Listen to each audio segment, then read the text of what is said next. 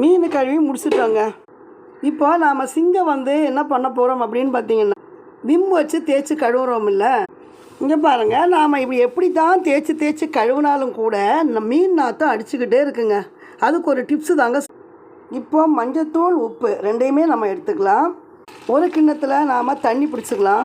இந்த கல்லுப்பையும் மஞ்சத்தூளையும் சேர்த்துக்கலாம். இப்போ நான் என்னுடைய 2 கையையுமே இந்த பாருங்கள், இந்த மாதிரி நான் கழுவிக்கிறேன். இப்போ வாசனை பார்த்தீங்கன்னா நாற்றமே வரலங்க. அடுத்தது மீதி இருக்கிற தண்ணியெல்லாம் நான் என்ன செய்ய போகிறேன் அப்படின்னு பார்த்தீங்கன்னா, இதை பார்த்தீங்க இல்லையா, இந்த சிங்கில் எல்லா இடத்துலையும் நான் நல்லா ஊற்றி விட்டுருவேங்க. பாருங்கள், நல்லா ஊற்றி விட்டுட்டு நம்ம கழுவவே தேவையில்லை, அப்படியே இருக்கட்டுங்க. அது இப்போ மீனோட எந்த விதமான கவிசி நாற்றமும் இல்லை. அடுத்தது நாம் கருவேப்பிலை எடுத்து இந்த மாதிரி நல்லா கையில் கசக்கி இந்த மாதிரி வச்சுட்டோம் அப்படின்னா எந்த விதமான நாற்றமும் மீன் நாற்றமும் அடிக்காது. இது எங்கள் அம்மா காலத்துலேருந்து அவங்க யூஸ் பண்ண ஒரு டிப்ஸு தான்.